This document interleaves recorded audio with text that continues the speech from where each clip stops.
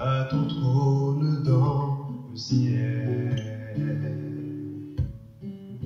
Qui est comme toi, ô Éternel? De la poussière tu m'as créé. Cela prouve ton immensité. Tu as ton trône dans le ciel. Qui est comme toi, ô Éternel? Toi qui as souffert pour moi à la croix. Je sais parfois je ne réalise pas. Je veux te craindre et obéir à ta loi. Je veux, Seigneur, vivre pour toi. Je veux te plaire, Seigneur, car tu es mon Père, Seigneur. Je veux t'aimer, car tu m'as aimé le premier, malgré le chemin étroit.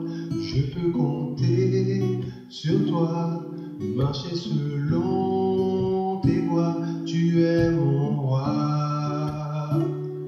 Je veux te plaire, Seigneur, car tu es mon Père, Seigneur.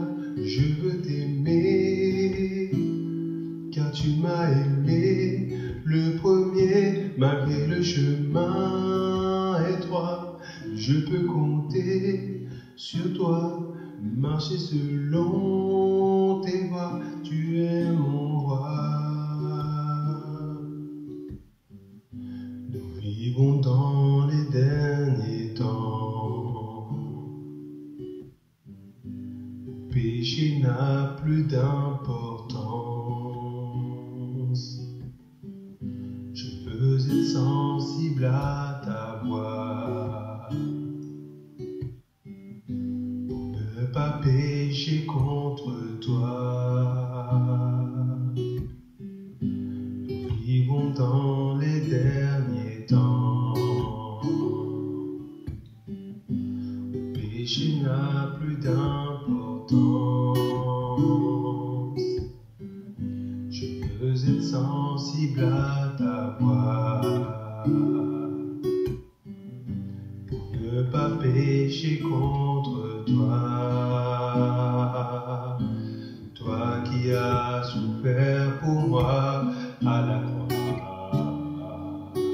Je sais parfois je ne réalise pas. Je veux te craindre et obéir à ta loi. Je veux, Seigneur, vivre pour toi. Je veux te plaire, Seigneur, car tu es mon Père, Seigneur. Je veux t'aimer, car tu m'as aimé le premier, malgré le chemin étroit. Je peux compter sur toi, marcher selon tes voies. Tu es mon roi. Je veux te plaire, Seigneur, car tu es mon Père, Seigneur. Je veux t'aimer, car tu m'as aimé le premier, malgré le chemin étroit. Je peux compter sur toi, marcher selon tes pas. Tu es mon roi. Jésus, je veux te plaire, Jésus, car tu es mon Père, Jésus. Je veux t'aimer, car tu m'as aimé le premier, malgré le chemin étroit. Je peux compter sur toi, marcher selon tes pas. Tu es mon roi, Yahweh. Marcher selon tes pas. Tu es mon roi, prince de paix. Marcher selon tes pas. Tu es mon roi, Jésus. Marcher selon tes pas. Tu es mon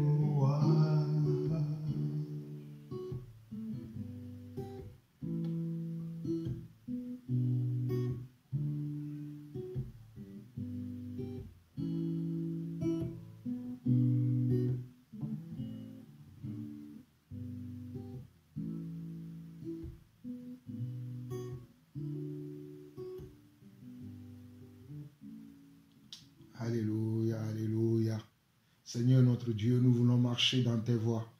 Seigneur notre Dieu, nous voulons marcher suivant tes pas. Seigneur notre Dieu, nous voulons marcher suivant tes traces, papa.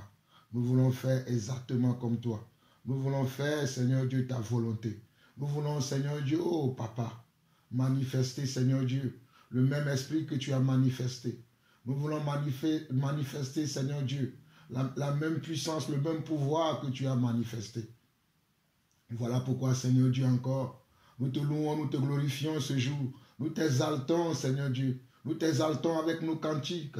Nous t'exaltons avec nos instruments à cordes. Nous t'exaltons avec nos instruments à vent. Ô éternel mon Dieu, reçois la louange.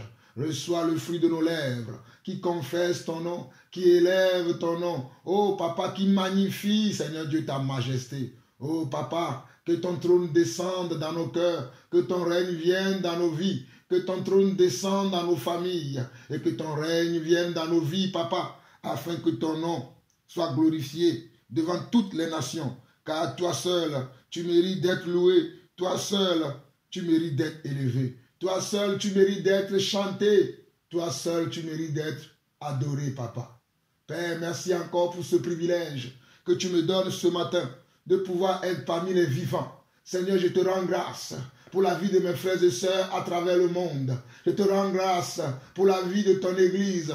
Je te rends grâce pour ton esprit, Seigneur Dieu, qui agit infiniment en nous, papa. Ton esprit est toujours au rendez-vous. Seigneur, merci parce que par ton esprit, tu nous fortifies. Par ton esprit, tu nous donnes la persévérance. Par ton esprit, tu nous donnes la force. Par ton esprit, tu nous donnes le courage. Par ton esprit, tu nous inspires, Seigneur Dieu, papa, afin que nous puissions venir exhorter ton peuple.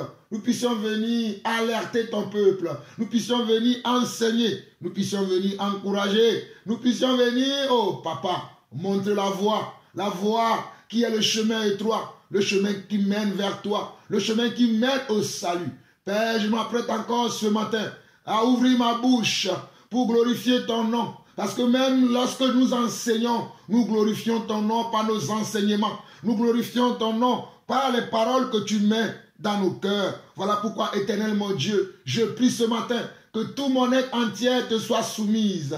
Que tout mon être entier te soit soumis, papa, afin que ta volonté soit accomplie dans ce que je vais encore enseigner, ce que je vais encore partager aujourd'hui. Papa, je m'abandonne entre tes mains. Oh, que mes pensées soient alignées derrière tes pensées. Que mes émotions soient alignées derrière tes émotions. Oh, papa, que mes sentiments soient alignés derrière tes sentiments. Que tout ce qui est vrai, tout ce qui est pur, tout ce qui est aimable, tout ce qui est digne de louange soit l'objet de mes pensées pendant ce temps que tu m'accordes, afin que je puisse parler et enseigner ton peuple. Mon Dieu, mon roi, mon Seigneur, mon Dieu, mon roi, mon Seigneur, mon Dieu, mon roi, mon Seigneur, agis en moi, agis en moi, agis en moi pour le perfectionnement de ton Église, agis en moi pour le perfectionnement de mes frères et sœurs, agis en moi pour encourager, agis en moi pour détruire les œuvres du diable dans nos vies. Agis, Seigneur Dieu, agis, Seigneur Dieu, agis, papa, au nom du Seigneur Jésus-Christ. Car toi seul mérite la gloire, car toi seul mérite la louange, oh car toi seul mérite la gloire, car toi seul mérite la louange. Nous t'adorons, nous t'exaltons, nous t'adorons, nous t'exaltons, oh car toi seul mérite la gloire, car toi seul mérite la louange. Nous t'adorons, nous t'exaltons, vois ton visage, Seigneur nous voulons, oh vois ton visage, Seigneur nous voulons, oh vois ton visage, Seigneur nous voulons, oh vois ton visage, vois ton visage, vois ton visage, vois ton visage, oh vois ton visage, vois ton visage, vois ton visage, vois ton visage, oh car toi seul mérite la gloire, car toi seul mérite la louange, oh car toi seul mérite la gloire, oh car toi seul mérite la louange. Nous t'adorons, nous t'exaltons, nous t'adorons, nous t'exaltons. Oh, vois ton visage, et vois ton visage, et vois ton visage, et vois ton visage. Oh, vois ton sang, Jésus, et aie pitié de nous. Vois ton sang, Jésus, et aie pitié de moi. Oh, vois ton sang, Yeshua, et aie pitié de moi. Oh, vois ton sang, Yeshua, et aie pitié de moi. Oh, vois ton sang, Yeshua, et aie pitié de moi, Seigneur. Et vois ton sang, Jésus, et aie pitié de moi. Et vois ton sang, et aie pitié de nous. Et vois ton sang, et aie pitié de nous. Et vois ton sang, et aie pitié de nous. Et vois ton sang, et aie pitié de nous. Et vois ton sang, oh vois ton sang, oh vois ton sang, vois ton sang, et vois ton sang, et aie pitié de moi. Et vois ton sang, et aie pitié de moi. Et vois ton sang, et aie pitié de nous. Vois ton sang, et aie pitié de nous. Et vois ton sang, oh vois ton sang, oh vois ton sang, vois ton sang, et vois ta croix, vois ta croix, et vois ta croix, vois ta croix, oh vois ta croix, et aie pitié de nous. Vois ta croix, et aie pitié de moi. Et vois ta croix, et aie pitié de moi, Seigneur. Et vois ta croix, et aie pitié de moi, Rabbi. Et vois ta croix, et aie pitié de moi, mon Dieu. Et vois ta croix, et aie pitié de moi, Seigneur. Et vois ta croix, oh, vois ta croix, et vois ta croix, vois ta croix, oh, et vois ta croix, vois ta croix, et vois ta croix, vois ta croix, oh, et vois ta croix, et aie pitié de moi, mon Dieu. Et vois ta croix, et aie pitié de moi, Seigneur. Et vois ta croix, vois ta croix, et vois ta croix, vois ta croix, oh, et vois ta croix, et aie pitié de moi. Et vois ta croix, et aie pitié de nous. Et vois ta croix, et libère-moi. Vois ta croix, et libère-nous. Vois ta croix, et libère-moi. Vois ta croix, et libère-nous. Et vois ta croix, et libère-moi, Seigneur. Et vois ta croix, et libère-nous, Seigneur. Et vois ta croix, vois ta croix, oh, vois ta croix, vois ta croix, oh, vois ta croix. Souviens-toi, mon Dieu, vois ta croix. Souviens-toi, mon roi, et vois ta croix. Souviens-toi, mon Dieu, et vois ta croix. Souviens-toi, mon Dieu, oh, vois ta croix. Souviens-toi, mon roi, et vois ta croix. Souviens-toi, mon Dieu, vois ta croix. Et souviens-toi, et vois ta croix. Et souviens-toi, oh, et vois ta croix. Vois ta croix, vois ta croix, vois ta croix. Manifeste-toi, oh manifeste-toi, manifeste-toi, oh manifeste-toi, oh manifeste-toi, manifeste-toi, manifeste-toi, oh manifeste-toi, oh manifeste-toi, et manifeste-toi, et manifeste-toi, et manifeste-toi, et manifeste-toi, et manifeste-toi, et manifeste-toi, et manifeste-toi, oh, et manifeste-toi, manifeste-toi, manifeste-toi, et manifeste-toi, et manifeste-toi, manifeste-toi, oh manifeste-toi, et manifeste-toi, et manifeste-toi, et manifeste-toi, et manifeste-toi, et manifeste-toi, oh manifeste-toi, et manifeste-toi, et manifeste-toi, et manifeste-toi, Jésus, et manifeste-toi, et manifeste-toi, Yeshua, oh manifeste-toi, et manifeste-toi, Yeshua, oh manifeste-toi, manifeste-toi, et manifeste-toi, et manifeste-toi, oh manifeste-toi, manifeste-toi, et manifeste-toi, et manifeste-toi, et manifeste-toi, et manifeste-toi, et manifeste-toi, et manifeste-toi, oh manifeste-toi, et manifeste-toi, et manifeste-toi, et manifeste-toi, oh, et vois ta croix. Vois ta croix, vois ta croix, vois ta croix, vois ton sang, Jésus, vois ton sang, vois ton sang, Rabbi, vois ton sang, oh, vois ton sang, Yeshua, vois ton sang, vois ton sang, mon Dieu, vois ton sang, oh, vois ton sang, et délivre-moi. Vois ton sang et délivre-nous. Et vois ton sang et délivre-nous. Vois ton sang et délivre-nous. Et vois ton sang et délivre-nous. Et vois ton sang et délivre-nous.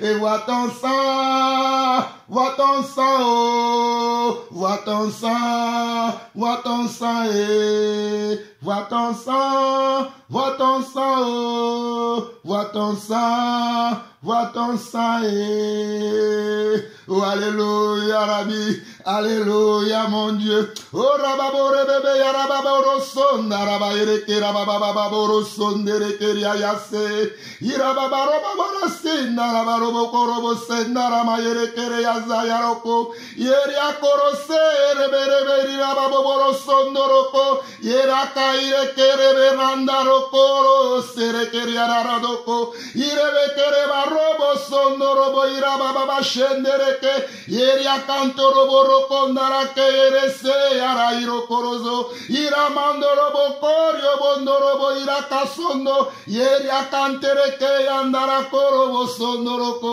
ikeramandorobo irebia arasendereke yoro shendereke irasere yeri akandoro iramasondo rokoro shereke iramarosondo robro yore kerama sendere iramaroboro shera barabakoro yare irakandere meraka irasendere ke yeriakarama robokora basandara maye irebendorobo ikaramandoro yeriakayama soro mondere yaraka yeriakarama sirama yekere amando oriamare koro yeriabarokonde iramayere serere yeri arabakorobo sondo sheriamano iremere sere yeri ekeramane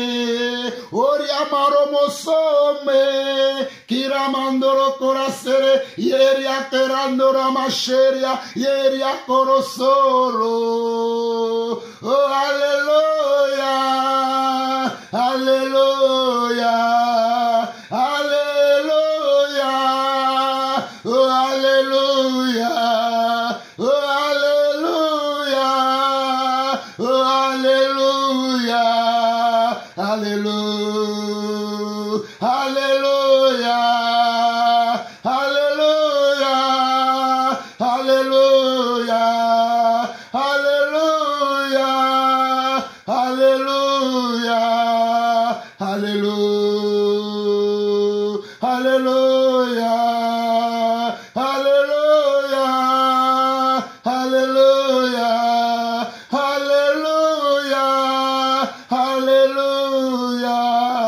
hallelujah hallelujah hallelujah hallelujah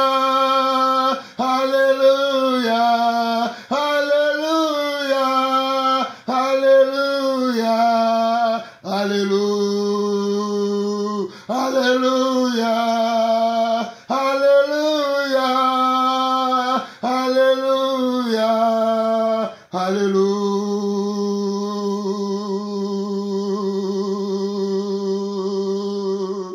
Seigneur mon Dieu, souviens-toi de la croix de Calvaire. Souviens-toi de ton sang pour que tu nous pardonnes, nous qui sommes tes enfants. Nous qui avons simplement des paroles dans la bouche, mais qui manquons des œuvres. Nous qui disons que nous t'aimons, mais qui ne manifestons pas notre amour. Seigneur, tu es mort à la croix. Tu es mort à la croix de Golgotha pour ce manquement, pour ces manquements qui sont dans nos vies. Oh papa, ton sang a coulé à cause de tous ces manquements. Ton sang parle plus fort que le sang d'Abel. Parle plus fort que le sang d'Abel. Voilà pourquoi, Seigneur Dieu, souviens-toi, Seigneur Dieu, de ce jour où tu as été crucifié à la croix, où tu as été honni à la croix, où le châtiment qui devait tomber sur nous, où, Seigneur Dieu, le jugement qui devait être notre jugement est tombé sur toi. Seigneur, souviens-toi de cela. Souviens-toi de ça, Seigneur Dieu. Et pardonne-moi, moi qui suis encore un pauvre pécheur, moi qui suis encore attaché aux œuvres de la chair, moi qui suis encore attaché à beaucoup de choses qui ne viennent pas de toi. Seigneur, délivre-moi en ce jour. Seigneur, délivre-nous en ce jour. Seigneur, fais du bien à mon âme, fais du bien à mon esprit. Fais du bien à mon âme, fais du bien à mon esprit. Régénère-nous de nouveau. Régénère-moi, Seigneur. Régénère-moi. Régénère-moi. Régénère-moi. Alléluia. Alléluia. Alléluia. Maranatha. Alléluia. Alléluia. Alléluia. Merci, Seigneur. Merci, Seigneur. Au nom de Jésus-Christ. Amen. Amen et Amen. Mes chers frères et sœurs à travers le monde, recevez mes salutations fraternelles. Vous écoutez la voix de votre frère, le serviteur Jean-Paul Lawson. Soyez bénis, soyez édifiés, soyez consolés, soyez encouragés et que la grâce du Seigneur abonde dans nos vies, dans chaque domaine de nos vies. Je profite de cette occasion aujourd'hui pour saluer mon frère, le serviteur de Dieu, le frère, le serviteur de Dieu, le pasteur Kofi Gédéon depuis les États-Unis. Que la grâce et la paix du Seigneur te soient multipliées et que le Seigneur te donne encore davantage de la parole de Dieu afin que tu viennes nous éclairer, nous qui sommes le peuple de Dieu, que tu viennes nous enseigner les voies de Dieu. Je n'oublie pas tous les autres serviteurs de Dieu à travers le monde entier, notamment ceux-là qui sont en Afrique également. Je n'oublie pas mon frère, le pasteur, le serviteur de Dieu. Oh, alléluia. Oh, le serviteur de Dieu. Oh Seigneur, que le serviteur de Dieu, Habib Bat Afalabi, soit béni. Seigneur, utilise cet homme comme bon te semble. Que ta parole soit comme un feu dévorant dans sa bouche. Et ouvre-lui les portes, Seigneur Dieu, pour que l'évangile puisse gagner le Togo entièrement et gagner aussi le monde entier. Éternel mon Dieu, je n'oublie pas les serviteurs de Dieu, mon frère Patrick Sop depuis l'Allemagne.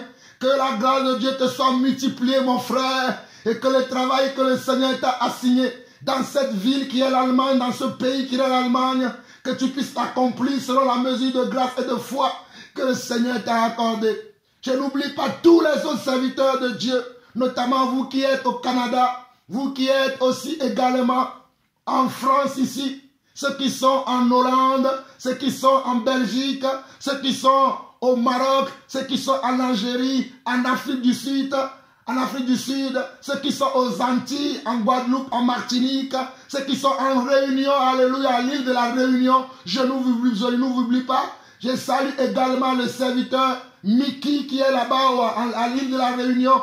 Que le Seigneur vous bénisse tous, vous qui œuvrez pour l'avancement du royaume de Dieu, pour que le royaume de Dieu puisse avancer. Nous vous saluons d'une salutation fraternelle, d'un baiser qui vient du Seigneur. Je salue tous les serviteurs de Dieu qui soient dans le monde entier. Pour vous qui avez foi au Seigneur, qui continuez à garder l'évangile original, je prie que le Seigneur vous donne encore davantage des révélations afin que vous veniez éclairer le peuple, éclairer les enfants de Dieu. Et je prie également que si par quelque moyen que ce soit, vous suivez une autre voie que la voie du Seigneur, que le Seigneur vous ramène lui-même dans le droit chemin. Si vous suivez une autre voie, si vous suivez les voies étrangères, dans le nom de Jésus, que ce soit vous ou moi-même, que le Seigneur veille sur nous, sur le flambeau qu'il nous a donné, le flambeau de l'évangile original, l'évangile qui libère, l'évangile qui délivre, l'évangile qui sauve, l'évangile qui montre le droit chemin, que le Seigneur nous ramène toujours auprès de lui-même, afin que nous puissions faire le travail qu'il nous a assigné. Que le Seigneur vous bénisse. À très bientôt. Nous allons nous revoir si le Seigneur le permet. Nous allons continuer cet enseignement que le Seigneur a mis dans mon cœur, de parler de son amour, les facettes, les caractéristiques de l'amour de Dieu. Nous continuons aujourd'hui. Nous sommes dans la 3e partie aujourd'hui. Et nous allons voyager encore aujourd'hui dans la parole de Dieu pour essayer de comprendre ce que l'apôtre Paul a écrit dans 1 Corinthiens chapitre 13. Ce que l'apôtre Paul a écrit dans 1 Corinthiens chapitre 13 étant un résumé global de l'amour, mais il faut chercher à connaître la profondeur de ce message ou bien de ce message qui se trouve dans 1 Corinthiens chapitre 13. C'est un résumé de l'amour que l'apôtre Paul a fait. Mais nous allons développer ça selon la grâce de Dieu que Dieu nous a fait. Et nous avons commencé il y a de cela 2 jours déjà, où nous avons vu la première partie et la deuxième partie. Aujourd'hui, nous allons continuer avec la 3e partie. Et n'oublions pas que hier, dans la 2e partie, nous avons vu le cas de Ruth. Ruth qui a embrassé la foi de qui? De Naomi. Ruth qui a embrassé la foi de qui? La foi de Naomi. Ce qui signifie que Ruth s'est repentie. Ce qui signifie que Ruth a décidé de suivre le Dieu de qui? Le Dieu de Naomi. Ce qui veut dire que Ruth a aimé Naomi comme Naomi aussi l'a aimé. Ruth a aimé Naomi comme Naomi aussi l'a aimé. Donc quand Dieu nous aime, nous devons aussi l'aimer. Nous continuons aujourd'hui dans la 3e partie. Jacques chapitre 2. Jacques chapitre 2 dit ceci. Mes frères, que votre foi en notre glorieux Seigneur Jésus-Christ soit exemptée de tout favoritisme. Souvenez-vous toujours que lorsque je parle de la foi, je parle également de l'amour. Parce que le niveau de ta foi est égal au niveau de ton amour. Et le niveau de ton amour est égal au niveau de ta foi. Ils ont un ascenseur commun. La foi et l'amour ont un ascenseur commun. La foi et l'amour ont un ascenseur commun. Verset 2. Supposez en effet qu'il entre dans votre assemblée un homme avec un anneau d'or et un habit magnifique, et qu'il y entre aussi un pauvre misérablement vêtu. Si tournant vos regards vers celui qui porte l'habit magnifique, vous lui dites: toi, assis-toi ici, à cette place d'honneur.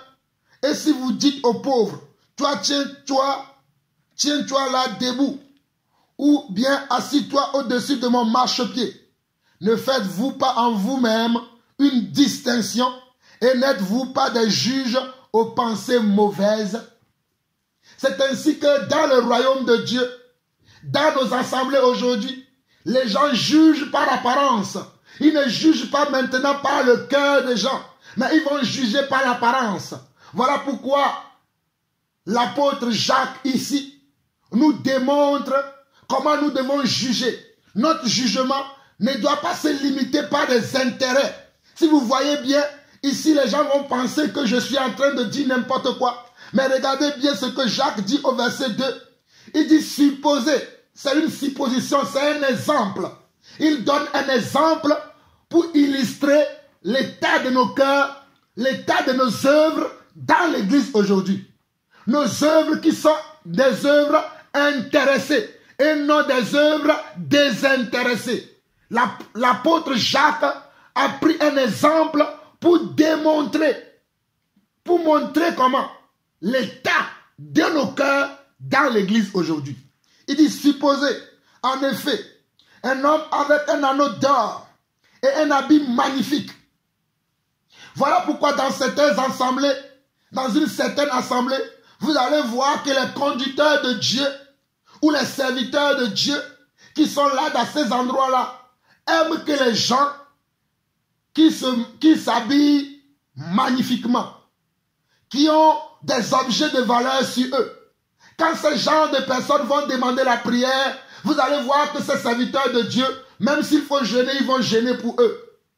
Mais pour le chrétien lambda, pour le fidèle lambda, qui n'a pas des habits magnifiques, qui n'a pas des anneaux d'or sur lui, quand lui va demander la prière, on va lui dire, va prier, le Seigneur va t'écouter. Il ne veut pas prendre le temps pour gêner aussi pour lui. Il ne va pas prendre le temps pour écouter ce qu'il a dit. Mais ils vont se focaliser simplement que sur les gens qui les soutiennent dans leur ministère.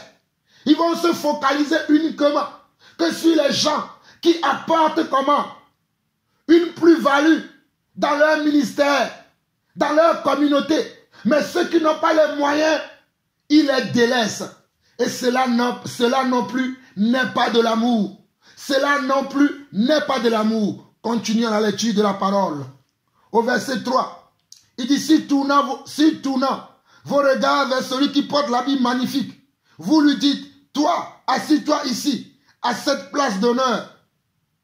Et si vous dites aux pauvres, toi, tiens-toi là debout, ou bien, assis-toi au-dessous de mon marchepied. Ne faites-vous pas en vous-même une distinction et n'êtes-vous pas des juges aux pensées mauvaises? Le Seigneur veut nous enseigner par la bouche d'un témoin oculaire qui est l'apôtre Jacques que notre amour doit être sans favoritisme.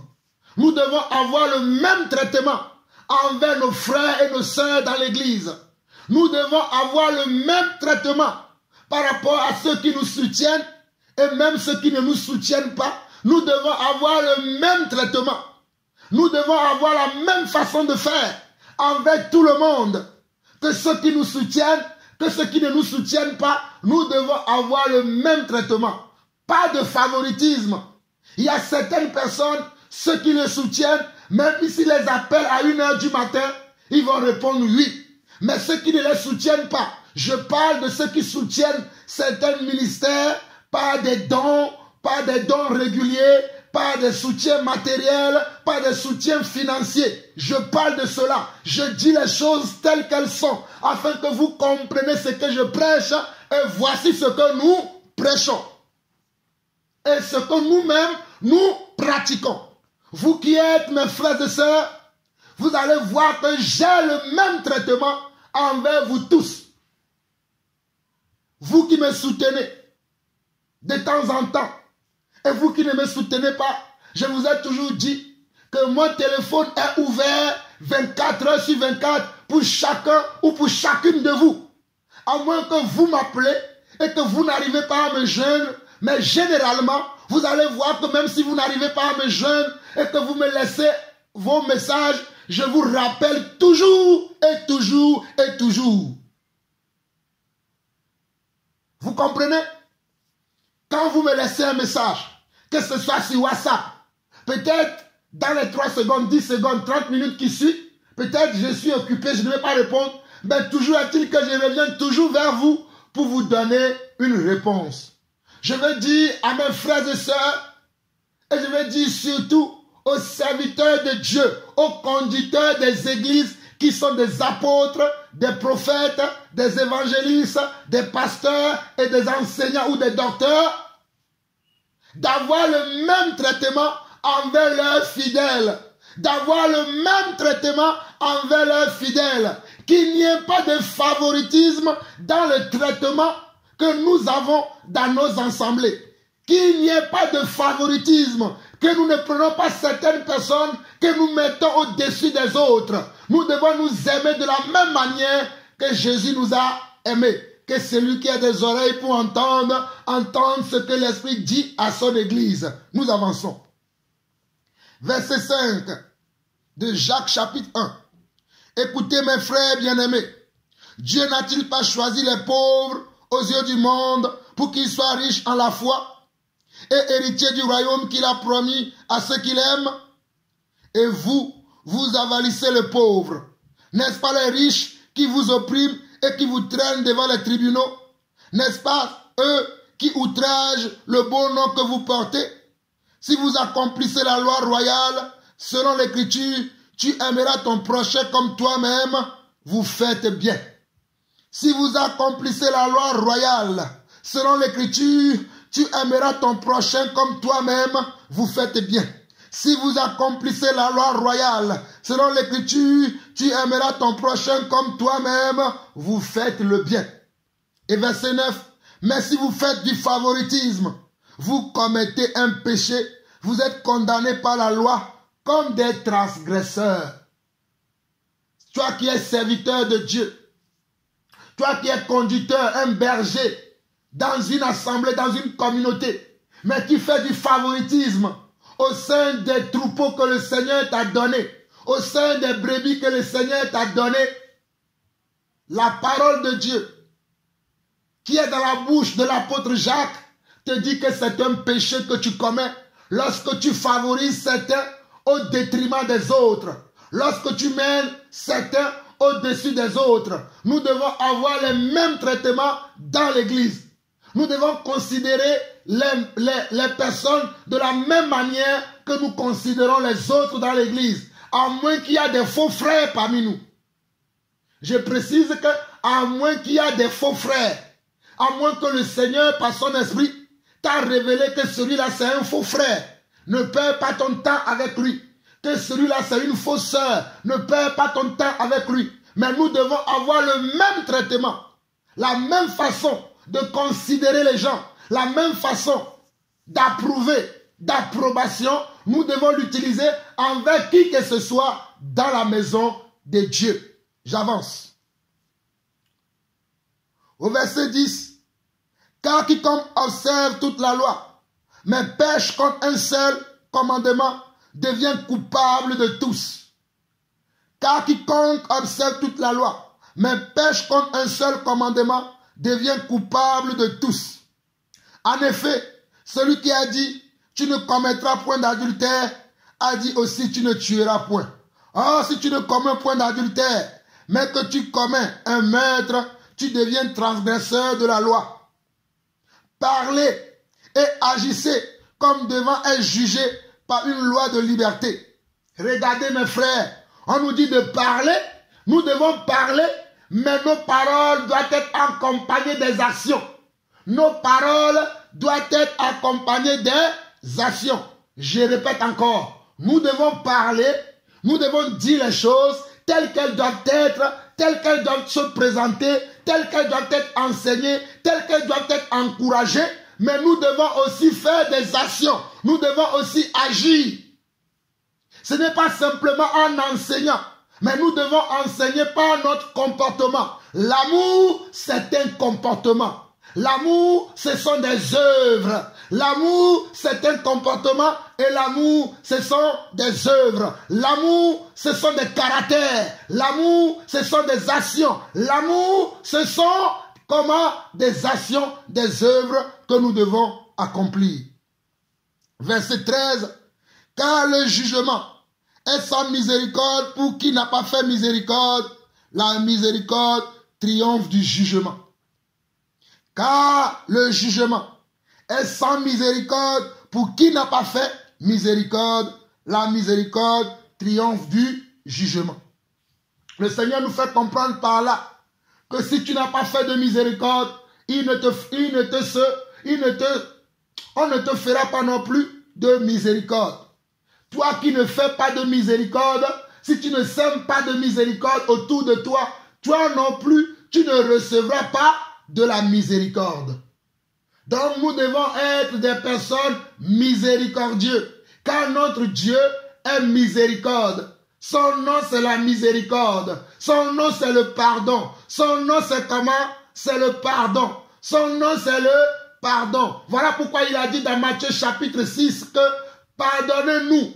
Comme quand il nous montre la manière dont nous devons prier, il nous a dit dans cette prière, pardonne nos offenses comme nous aussi nous pardonnons à ceux qui nous ont offensés. Donc toi à qui on a commis, ou bien envers qui on a commis une offense, tu dois être capable de pardonner à tes frères. Tu dois être capable de pardonner à tes sœurs. Et tu dois oublier ce que la personne t'a fait. Voilà ce que la parole veut nous dire ici dans Jacques 1, le verset 13. Il dit, car le jugement est sans miséricorde pour qui n'a pas fait de miséricorde.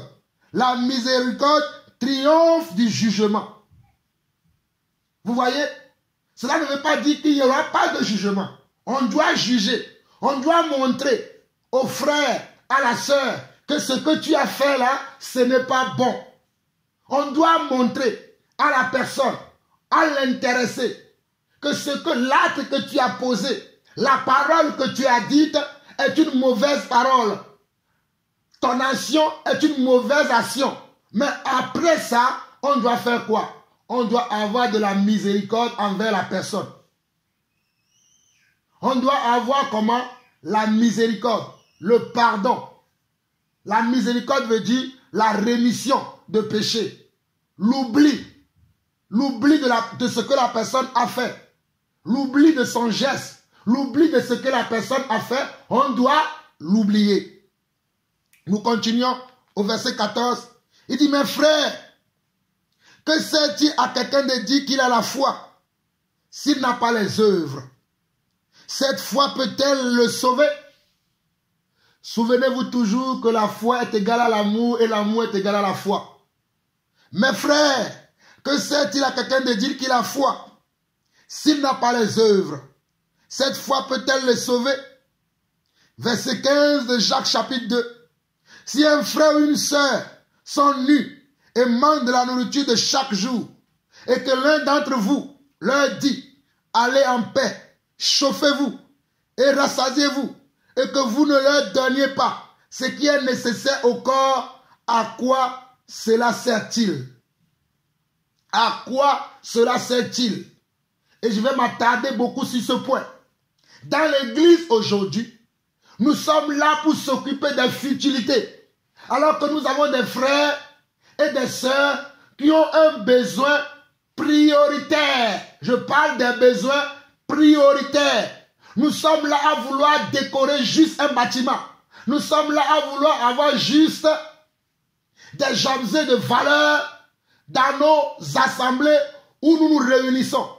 Nous achetons des grands écrans placement, des écrans LCD dans l'église. À quoi cela sert-il? À quoi cela sert-il s'il y a des gens dans l'église qui ont des besoins pressants, des besoins qui ont besoin d'être solutionnés très vite, mais que nous passons notre temps à vouloir simplement orner l'église. Mais nous ne s'occupons pas des choses qui sont essentielles. À quoi ça sert d'avoir tous ces ornements dans les églises aujourd'hui? Si mon frère, dans ton assemblée, dans ta communauté, tu fais les deux, cette parole ne te concerne pas. S'il n'y a pas de manque dans ton église, cette parole n'était pas destinée. Mais toi, conducteur de l'église, si tu as une assemblée, qui réunit des frères et sœurs dans ton assemblée, dans ta communauté, mais que dans cette communauté, il y a des gens qui n'ont pas à manger, il y a des gens qui n'ont pas à se vêtir, il y a des gens qui n'ont pas des endroits à se loger, mais que toi tu penses que ton temps a embelli le lieu où vous vous réunissez peut-être une fois ou deux fois dans la semaine. Et pendant cette crise de Covid-19, certains endroits sont même fermés, il n'y a même plus de rencontres. À quoi cela te sert-il?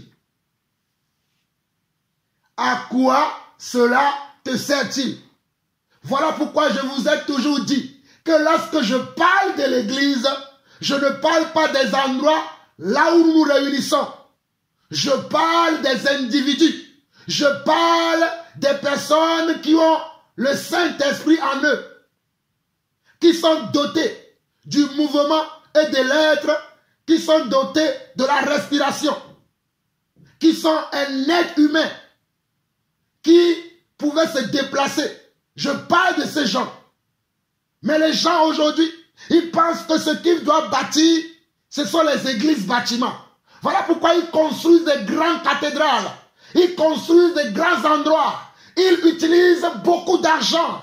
Ils utilisent beaucoup d'argent. Ils dépensent beaucoup d'argent sur ces choses au lieu de s'occuper aux choses essentielles. Les choses essentielles, ce sont la vie des gens que nous devons construire. Je dis bien, ce sont la vie des gens dans l'église que nous devons construire. Ce n'est pas le lieu où nous nous rassemblons, où nous nous rassemblons. Ce n'est pas le lieu de rencontre, le lieu de nos rencontres, le lieu de nos agapés, le lieu de nos communions fraternelles qui doit être l'objet de toute notre attention. Mais ce sont les vies de nos frères et sœurs qui doivent faire l'objet de toute notre attention. Ce sont les vies de nos frères et sœurs. Je répète encore, ce sont les vies de nos frères et sœurs. Mais aujourd'hui, nos attentions se tournent que vers les choses temporaires. Nos attentions se tournent que vers les choses temporaires. Les choses que le Seigneur a dit. N'amassons pas des trésors sur la terre. Dans Matthieu chapitre 6, le Seigneur disait aux disciples de ne pas amasser des trésors sur la terre, mais que nous devons amasser des trésors au ciel. Mais le Seigneur est en train de nous dire que pour les choses qui sont temporaires, qui peuvent être des maisons, des voitures, qui peuvent être comment?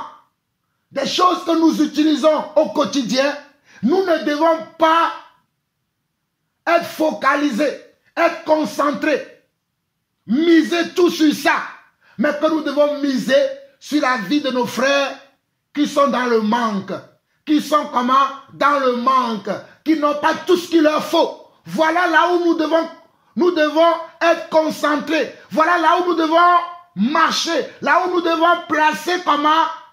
Notre concentration. C'est là où nous devons nous arrêter. Mais aujourd'hui, ce n'est pas ce que nous constatons dans l'église. L'église est concentrée sur les choses futiles, sur le mathuvisme. Si moi j'ai la plus grande église, moi j'ai les choses les plus sophistiquées. Les derniers cris, c'est ce que moi j'ai dans mon église. Voilà les choses sur lesquelles les hommes de ce monde font leur guerre aujourd'hui. Mais nous nous combattons pour que les frères, les sœurs que Dieu nous a donnés puissent avoir une vie digne de ce nom. Une vie digne de ce nom. Puissent avoir le manger et le boire, les nécessaires. Nos frères dans la foi puissent avoir comment? Le nécessaire, ce qu'il leur faut. J'avance. Au verset 17 jusqu'au verset 20. Il est ainsi de la foi. Si elle n'a pas les œuvres, elle est morte en elle-même. Mais quelqu'un dira, tu as tué la foi, et moi j'ai les œuvres. Montre-moi ta foi sans les œuvres, et moi je te montrerai la foi par mes œuvres. Je veux dire par là que les œuvres sont importantes. Verset 19 au verset 20. Toi, tu crois qu'il y a un seul Dieu. Tu fais bien. Les démons le croient aussi et ils tremblent. Veux-tu savoir, ô homme vain, que la foi sans les œuvres est inutile?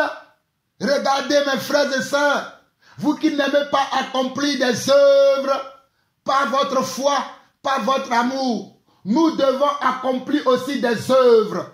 Le fait que je partage ces messages, ce sont aussi mes œuvres.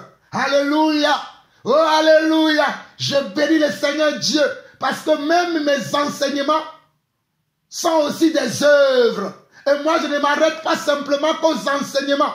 J'agis aussi. Les gens peuvent témoigner que je ne suis pas seulement quelqu'un qui parle, mais je fais aussi des actions. Alléluia. Vous pouvez me voir dans les métros, vous pouvez me voir dans les marchés, en train de prêcher à toute la création. Vous pouvez me voir aller prier pour les malades, aller soutenir les pauvres. Par-ci et par-là, je le fais aussi. Que dans ma famille, dans la chair, et je le fais aussi dans l'église. Beaucoup me connaissent pour cela.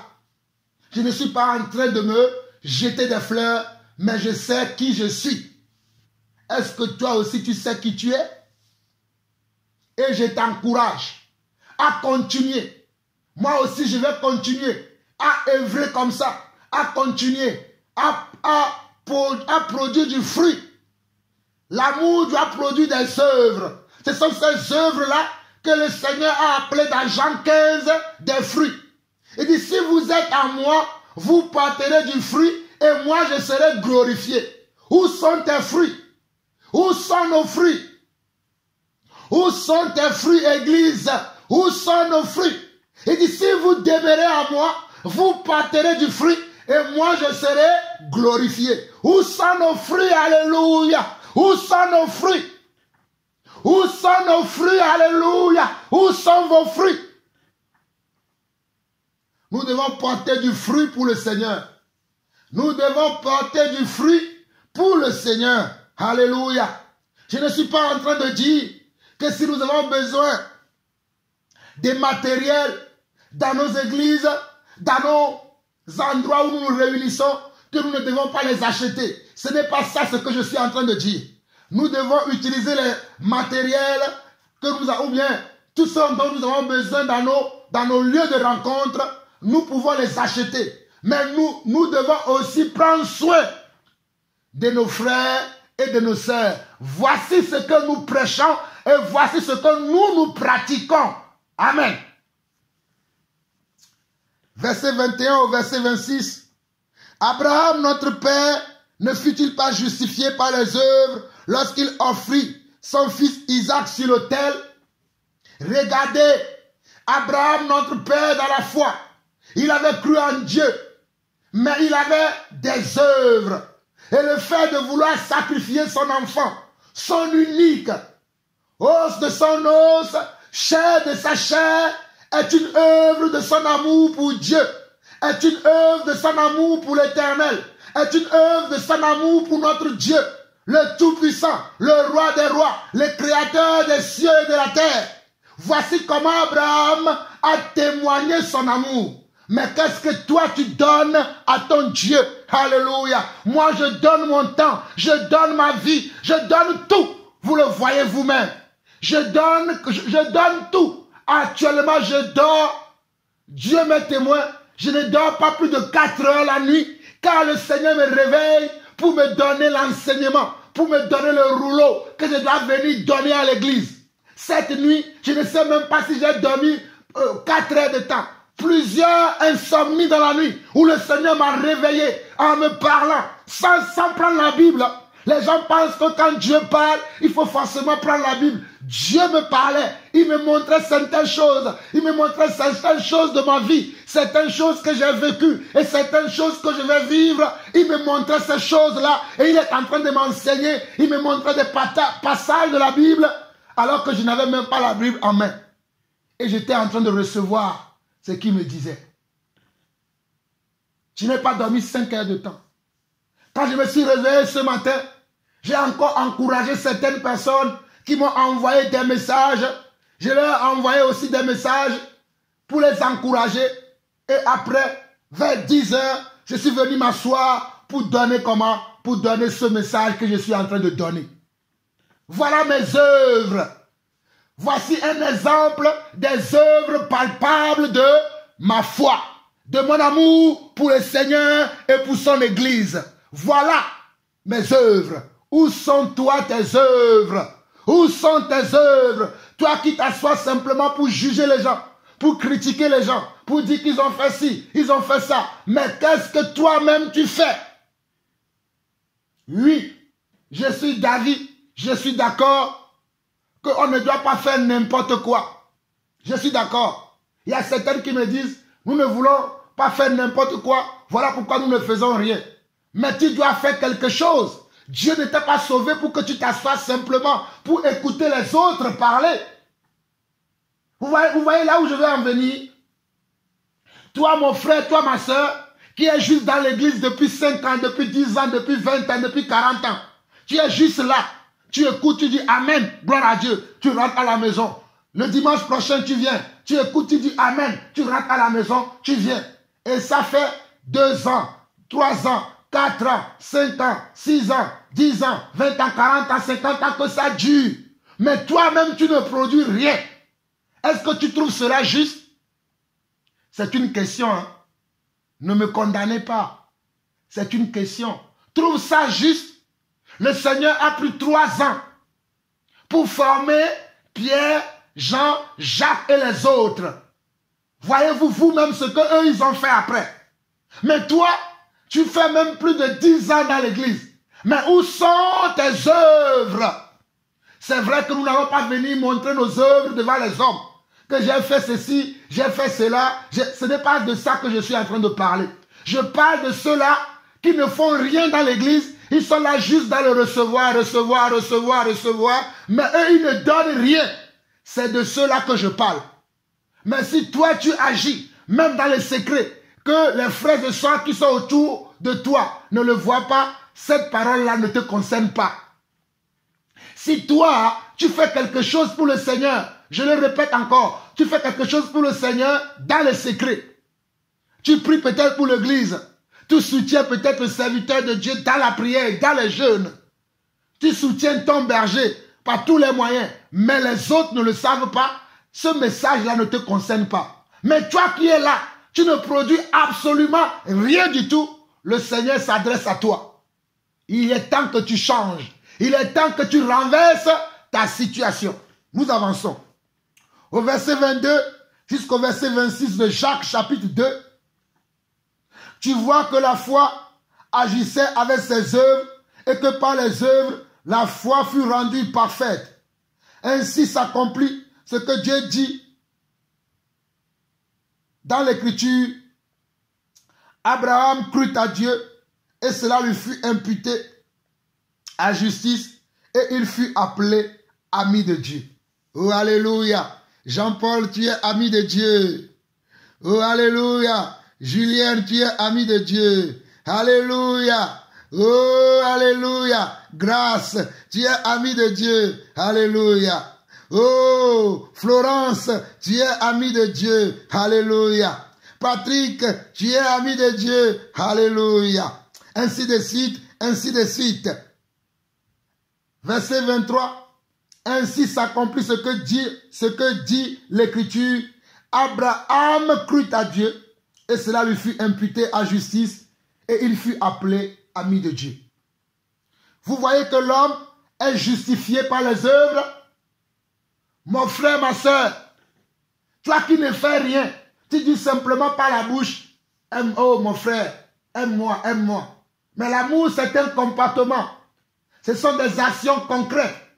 L'amour, ce sont des actions concrètes, c'est un comportement. Voilà pourquoi il dit ici, voyez-vous que l'homme est justifié par les œuvres et non par la foi seulement. La foi seule ne suffit pas. Dire simplement que j'ai la foi ne suffit pas. On va prier simplement ne suffit pas. Après la prière, il faut des actions concrètes. Après les conseils, il faut des actions concrètes. Après les encouragements, il faut des actions concrètes. C'est bien les paroles. C'est bien les encouragements. Mais il faut des actions concrètes. Alléluia. Alléluia. Alléluia.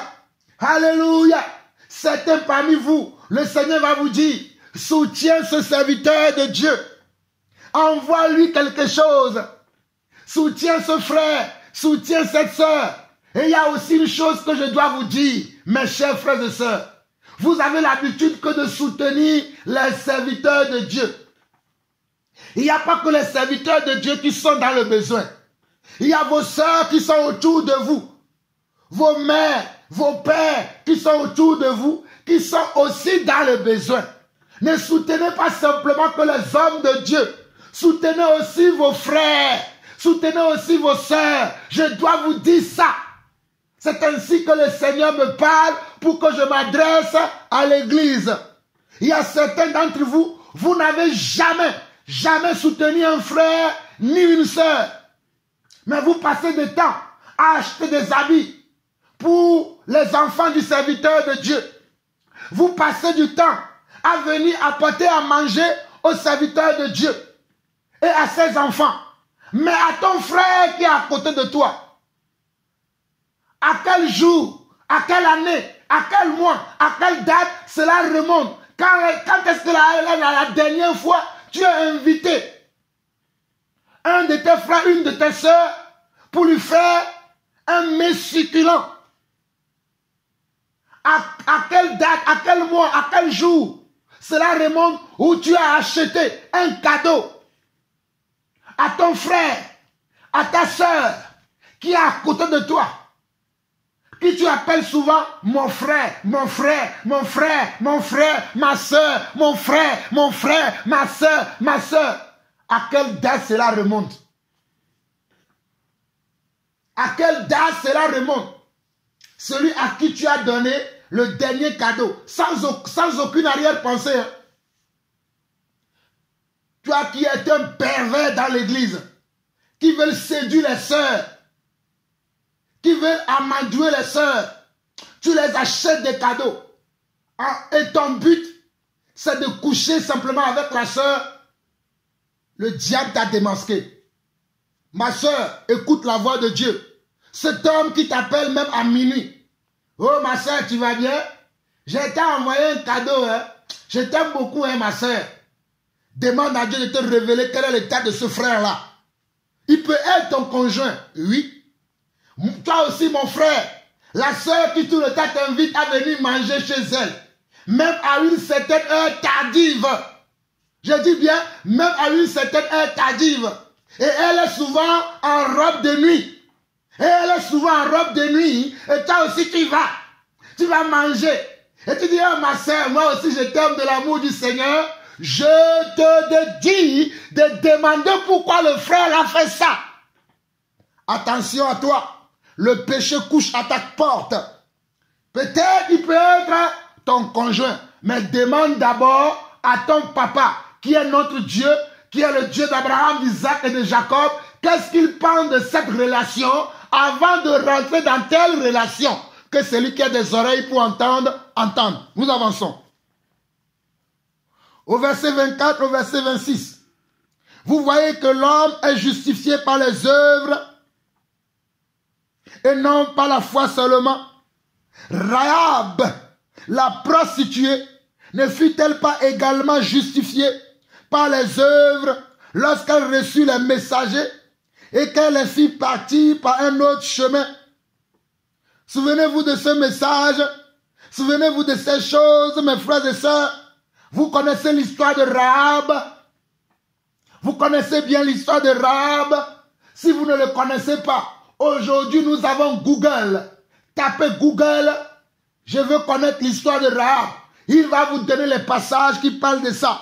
Alléluia, alléluia, alléluia. Rahab la prostituée, ne fut-elle pas également justifiée par les œuvres lorsqu'elle reçut les messagers et qu'elle ne les fit pas partir par un autre chemin? Alléluia. Rahab était une prostituée, mais elle avait reçu des espions que Moïse avait envoyés pour aller voir pour aller voir ceux avec qui il va se mettre en guerre. Il veut voir quelle était leur puissance, quelle était leur force. Moïse était obligé d'envoyer des espions qui sont partis dans les camps adverses, dans les camps de l'ennemi, pour aller voir quels sont les arsenals que l'ennemi possède, afin de savoir comment ils vont se préparer pour aller en guerre contre leurs ennemis. Et il avait envoyé 2 espions, plus d'autres personnes. Parmi les espions, il y avait Josué et Caleb. Parmi les espions, il y avait Josué et Caleb. Alléluia. Parmi les espions, il y avait Josué et Caleb. Et quand ils sont revenus, alléluia, ils ont donné comment leur point de vue à Moïse. Mais il y avait des gens qui ont su qu'il y avait des espions qui sont arrivés dans leur ville. Et ils cherchaient à faire du mal à ces espions. Mais qu'est-ce que Rahab a fait? Rahab était une prostituée. Elle n'avait pas encore reçu le salut. Mais elle a vu que ces hommes-là, même s'ils sont venus pour voir ce qui se passe ici, ce sont des personnes qui ont un cœur qui est droit. Ce sont des personnes qui cherchent la vérité. Ce sont des personnes qui cherchent du bien de leur peuple. Voilà pourquoi Rahab les a pris. Il les a cachés. Et quand les soldats sont venus pour chercher ces hommes-là, ils ne les ont pas trouvés. Et à cause de ce acte, que Rahab, alléluia, et Rabosondo, Robohekerebeheria, Ikanto Robosondo, Robosondo, Rokoi Rabende, Iramansara Mahanda, Rokore Keirahande, Irase, Robokoshinda Maharabakaria. À cause de cet acte que Rahab a posé, le nom de Rahab est maintenant dans le livre de la foi. Et maintenant dans le livre de l'amour. Quand on parle de l'amour, on va parler d'une prostituée. Oh mon frère, ma soeur, je ne connais pas ton passé, je ne connais pas ton présent, mais je peux te dire que tu peux te positionner maintenant pour ton avenir si tu poses des actes. Si tu poses des actes concrets, tu peux te positionner pour ton avenir. Oh, laissez-moi prêcher, alléluia. Irabosa. Mairekende, Roboshikeria, Ikaramandoro Soko, Rotokerebeberaka, Irasenda Rabaharia. Oh, toi qui m'écoutes quelque part, toi qui entends la voix de celui qui crie dans les déserts pour aplanir le sentier du Seigneur, je te dis que je ne connais pas ton passé, je ne connais pas ton présent, mais tu peux te positionner là où tu es maintenant. Mon frère, ma soeur, alléluia Seigneur, je prie pour une âme, délaissée, une âme qui n'a plus que faire de sa vie de péché, de sa vie d'hypocrisie, de sa vie de malheur. Je prie que cette personne se positionne pour l'amour aujourd'hui, pour la vérité aujourd'hui. Seigneur, de la même manière que Rahab la prostituée, fut sauvée, je prie qu'une prostituée aussi aujourd'hui soit sauvée. Oh mon frère, ma soeur, il faut comprendre la profondeur de ce message. Tu peux être une prostituée spirituelle, alléluia. Hey, tu peux être une prostituée spirituelle, alléluia. Hey, je dis que tu peux être une prostituée spirituelle. Mais aujourd'hui, positionne-toi dans l'église. Positionne-toi. Alléluia. Alléluia. Alléluia. Alléluia. Alléluia. Alléluia. Alléluia. Alléluia. Positionne-toi, mon frère, et positionne-toi, ma soeur. Là où tu te trouves, positionne-toi. Mais ne reste pas dans la... Comment? Ne reste pas dans la compromission comme ça. Positionne-toi. Dis que moi aussi, je vais être le Rahab de ma famille. Ma soeur, dis que moi aussi, je vais être le Rahab de ma famille. Mon frère, tu as aussi dit que je serai le Rahab de ma famille. Je serai le Rahab de ma famille. Alléluia. Que celui qui a des oreilles pour entendre, entend ce que l'Esprit dit à son église. Nous avançons. Alléluia. Alléluia. Comme le corps sans esprit est mort, le verset 26 où nous finissons.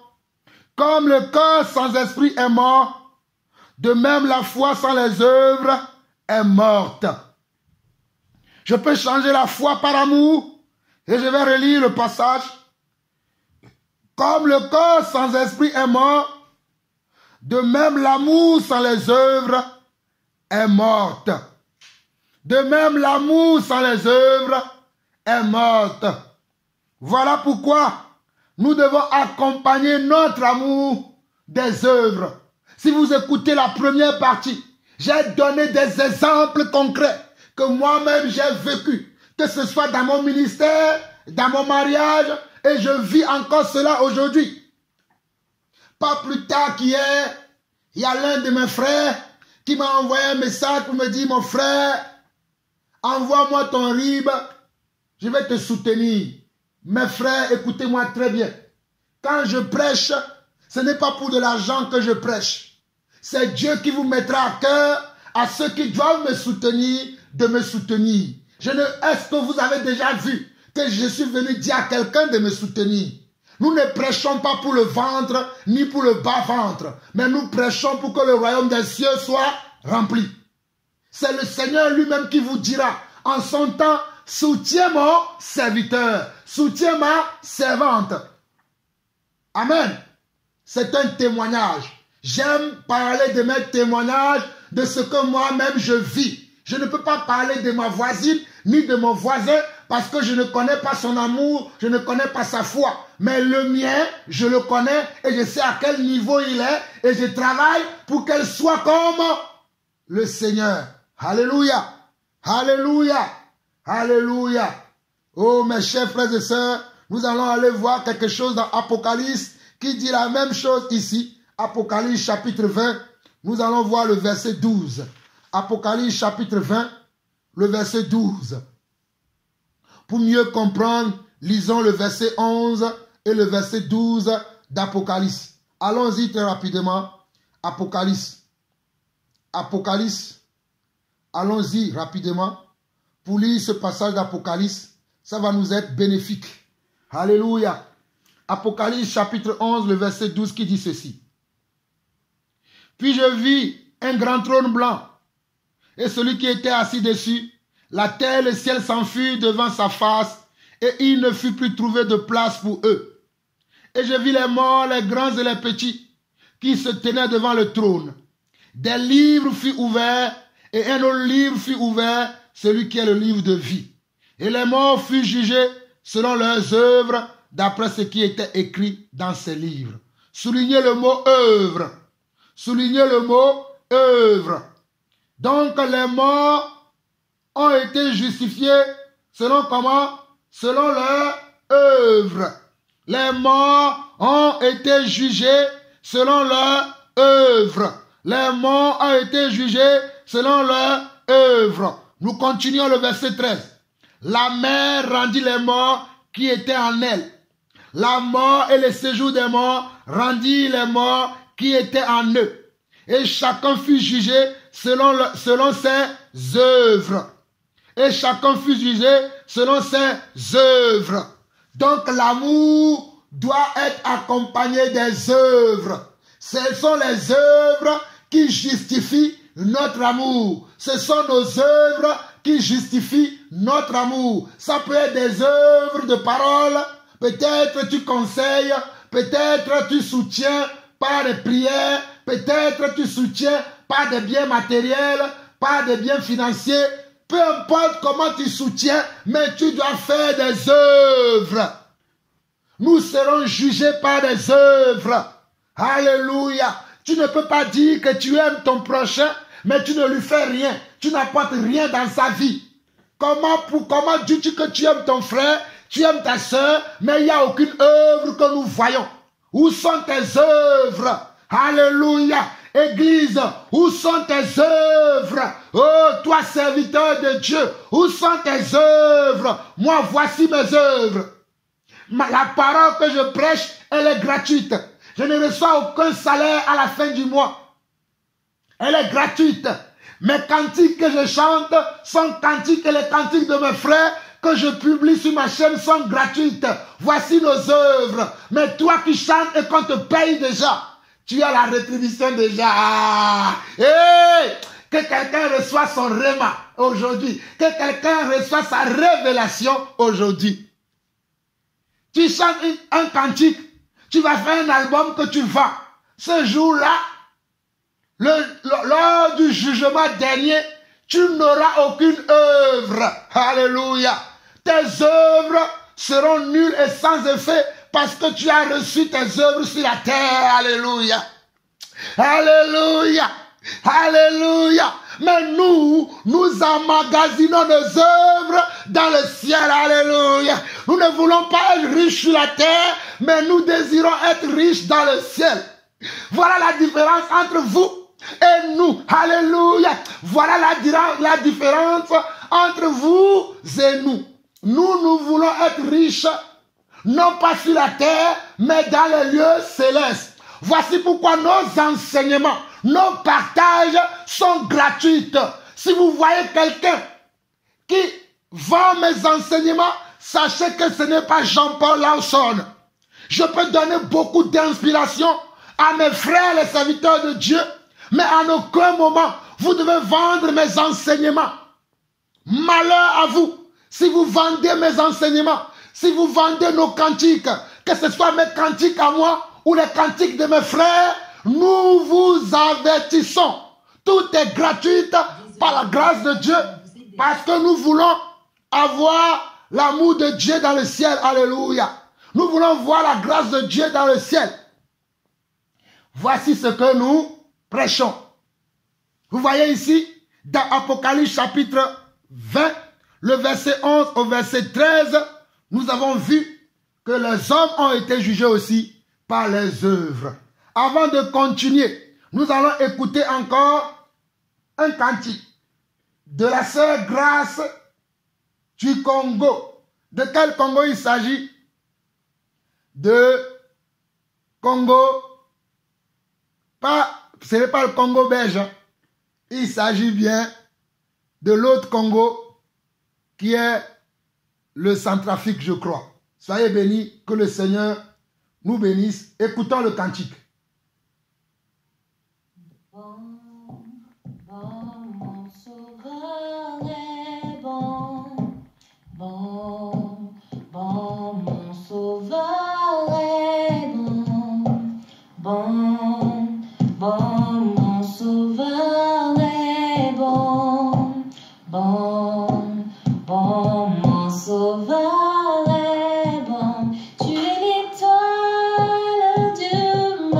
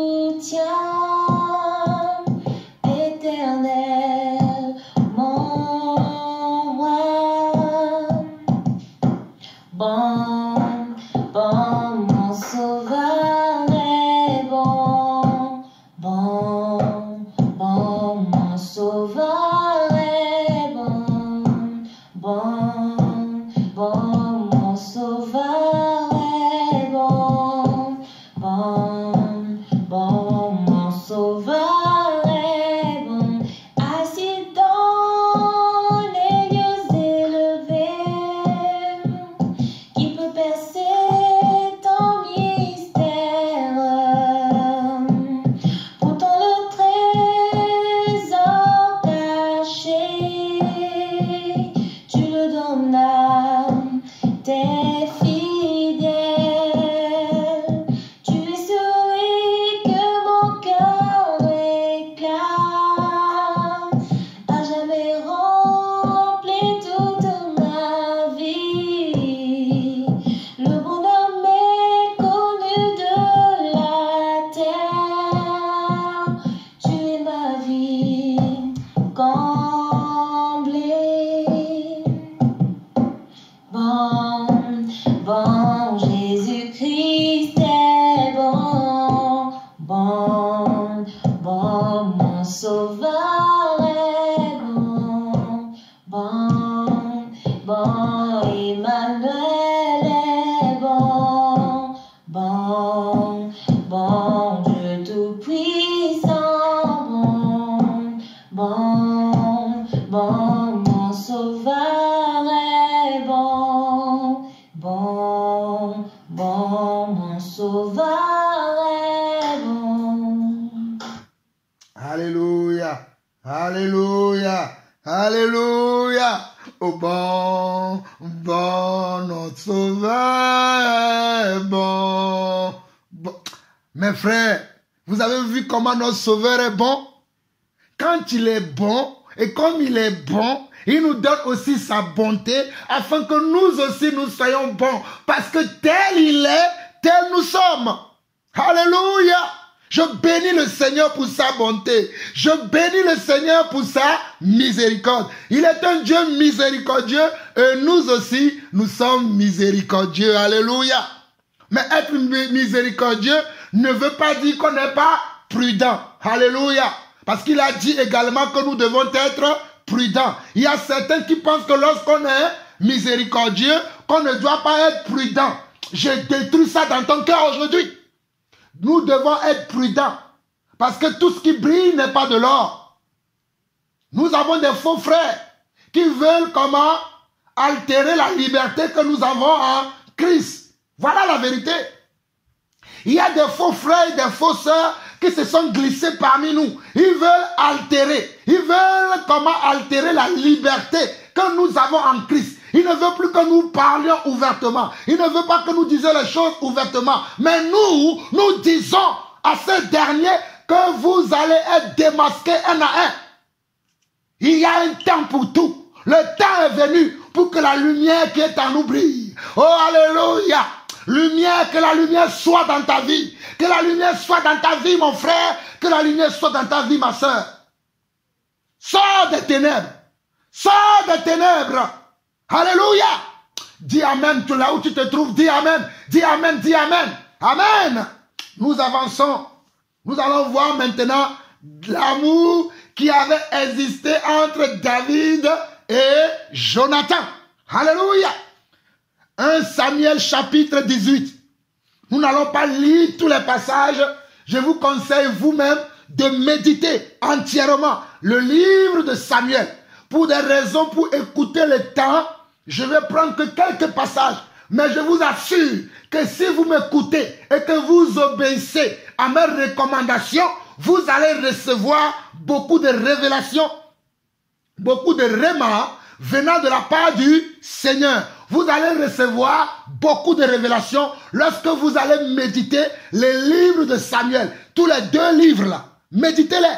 Vous allez être bénis. Moi j'avance. 1 Samuel chapitre 18. David avait achevé de parler à Saül. Et dès lors, l'âme de Jonathan fut attachée à l'âme de David. Vous voyez, l'âme de Jonathan fut attachée à l'âme de David.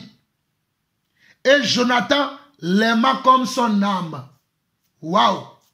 Jonathan l'aimait comme son âme. Souvenez-vous de ce que nous avons lu dans Jacques chapitre 1, qui disait, lorsque tu aimes ton prochain comme toi-même, tu as accompli la loi royale. Voilà ce que Jonathan avait compris à son époque. Jonathan, qui était le fils de Saül. Vous allez comprendre pourquoi je précise ça. Je dis bien Jonathan, qui était le fils de Saül. Avançons. Ce même jour, Saül retint de David et ne le laissait pas retourner dans la maison de son père. Jonathan fit alliance avec David parce qu'il l'aimait comme son âme. Il ôta le manteau qu'il portait pour le donner à David et il lui donna ses vêtements, même son épée ou son arc et sa ceinture. Mes chers frères et sœurs, that is the revelation. C'est comme ça que les Anglais parlent. C'est là où il y a la révélation. Regardez comment David a aimé Jonathan. De telle enseigne que même son beau manteau qu'il avait. Oh, Rabbi, Yurabase Rebekeri Aradora, Rosoira Mahandere Keribanda, Roshira Teresenderia. Où que tu sois, que l'amour de Dieu te saisisse. Et donne tout ce que tu as pour ton Dieu. Alléluia. Donne tout ce que tu as. Mes frères et sœurs, je précise encore. Je ne suis pas en train de dire d'aller vider vos comptes en banque pour venir me donner de l'argent. Que le diable ne vous dise pas de n'importe quoi.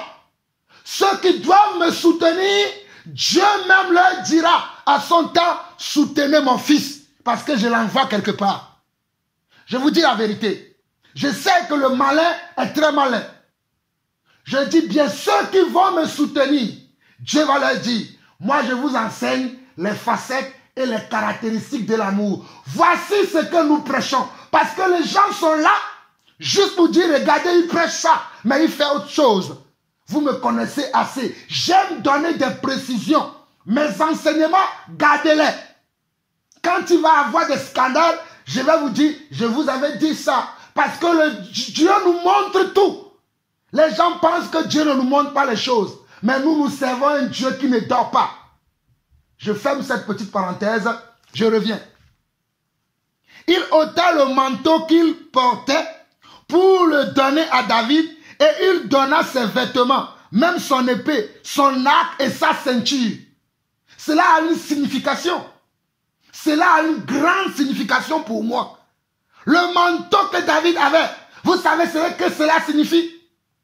Le manteau, c'était la personnalité de Jonathan. Alléluia.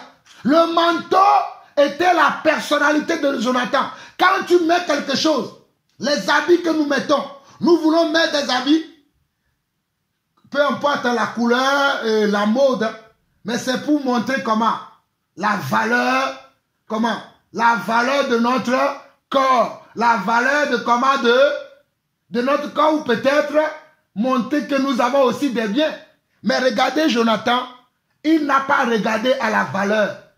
C'était sa personnalité, c'était son pouvoir, c'était sa force. Mais il a donné à qui? Il a donné à David. Il a également donné comment? Son épée. L'épée signifie quoi dans la Bible? L'épée c'est quoi? L'épée c'est la parole de Dieu. L'épée signifie la parole de Dieu. Et l'épée dans ce contexte peut signifier, bon, l'épée signifie plusieurs choses. Ici, je peux interpréter par plusieurs manières pour dire que l'épée que Jonathan avait donnée à David peut être comment aussi les révélations qu'on peut avoir dans le ministère aujourd'hui et qu'on partage avec tout le monde. Voici ce que moi je fais. Je donne mon épée à tout le monde afin que nous ayons comment la même capacité dans le royaume de l'ennemi. Alléluia. Je ne garde pas mon épée pour moi tout seul. Il y a des serviteurs de Dieu à qui Dieu a donné des révélations, mais ils ne parlent pas de ces révélations. Ils les cachent. Allez lire Romains chapitre 1. Ils cachent la vérité. Ils ne veulent pas dire la vérité. Parce qu'ils se disent, si je dis la vérité, mon frère et ma soeur aussi connaîtront cette vérité. Et ils n'en parlent pas. Mais nous parlons de tout. nous démontrons tout. Tout ce que Dieu nous montre, nous venons vous le montrer. Voilà pourquoi Dieu nous montre encore davantage, parce qu'il sait que lorsqu'il va nous montrer, nous allons aussi vous le montrer. Mais il y a des gens qui retiennent captive la vérité, qui retiennent injustement la révélation. Mais cela n'a pas été le cas de Jonathan. Jonathan a pris son épée avec lequel il combat l'ennemi. Alléluia. That is the revelation. Oh my God, my God, my God. Dieu est très puissant. Alléluia. Ne pense pas que lorsque tu vas donner ta révélation à l'église, tu vas être à nu. Non, Dieu te protégera toujours et il te donnera d'autres révélations.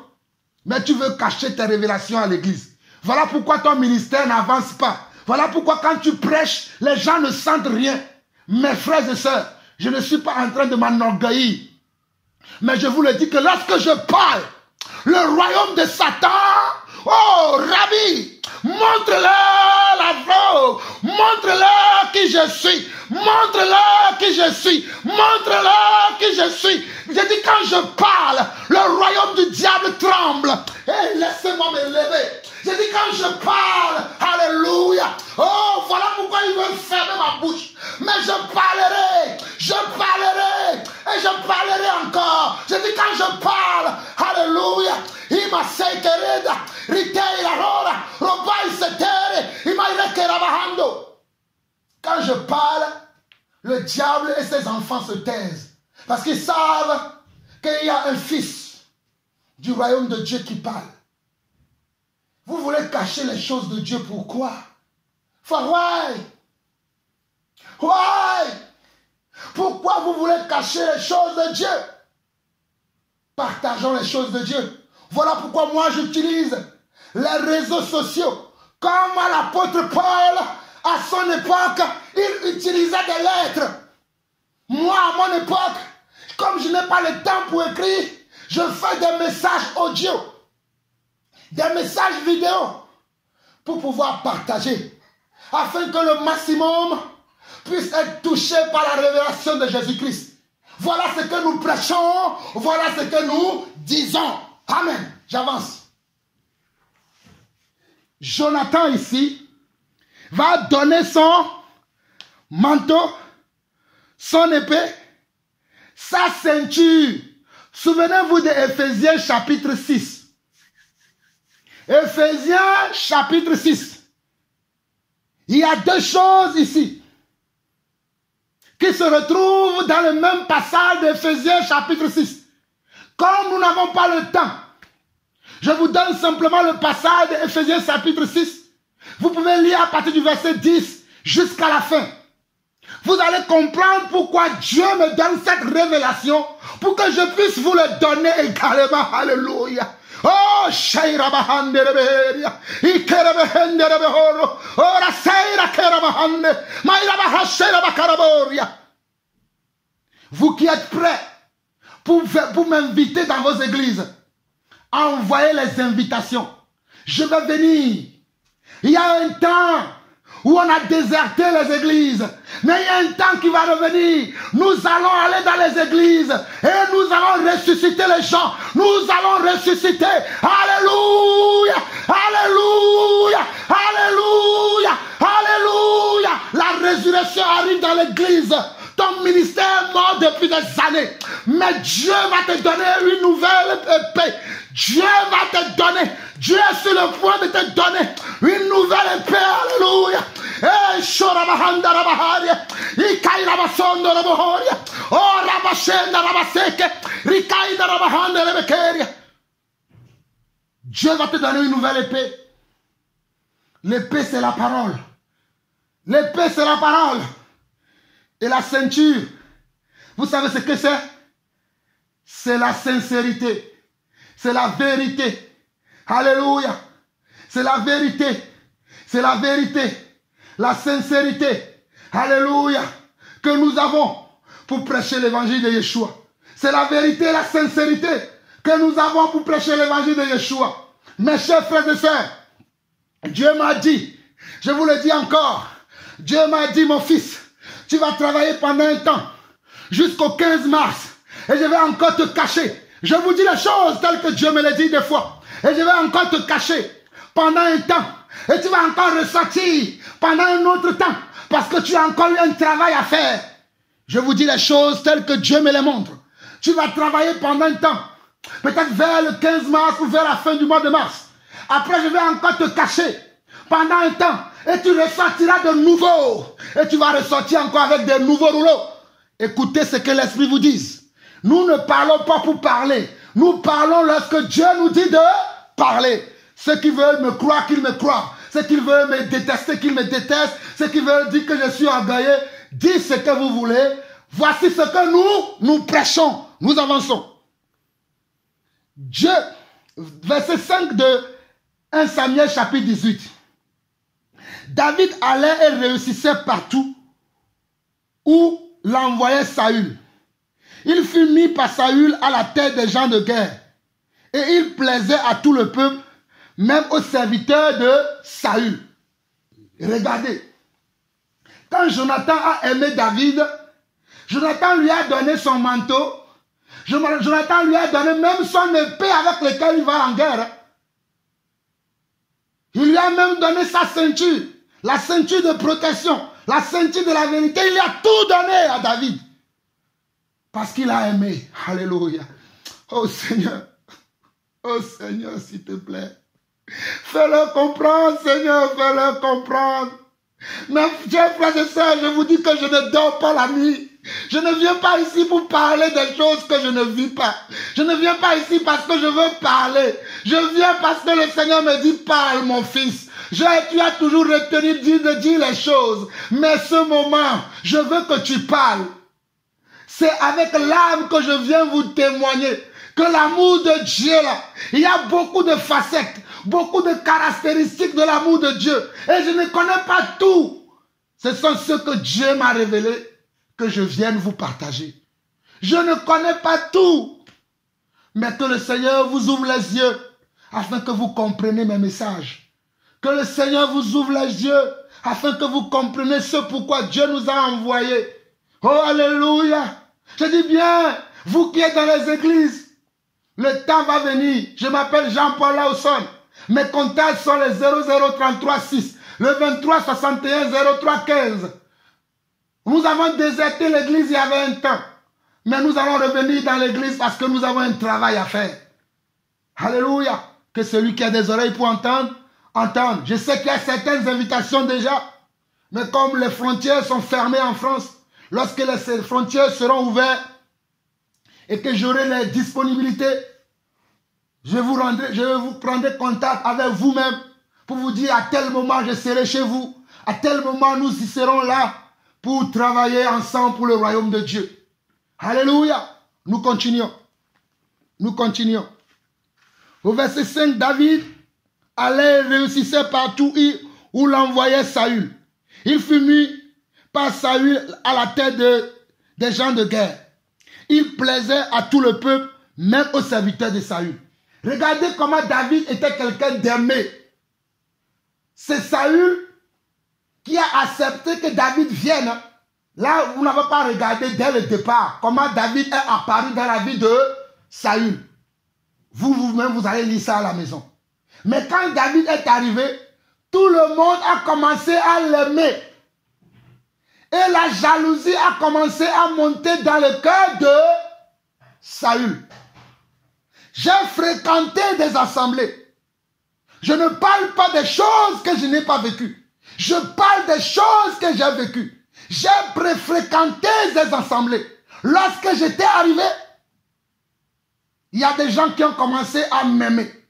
Et j'ai vu la jalousie qui a commencé à émerger dans le cœur de certains frères. J'ai pris congé de cela.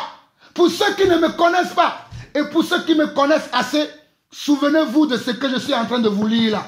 J'ai dit, j'ai vu ces choses. Et le Seigneur m'a dit, fuis comme David a fui, sinon on va te tuer. Mais il y a un temps que Dieu m'a... David a resté pendant un temps dans les cachettes, non? Mais il y a un moment, Saül fut mort. Il fut décédé.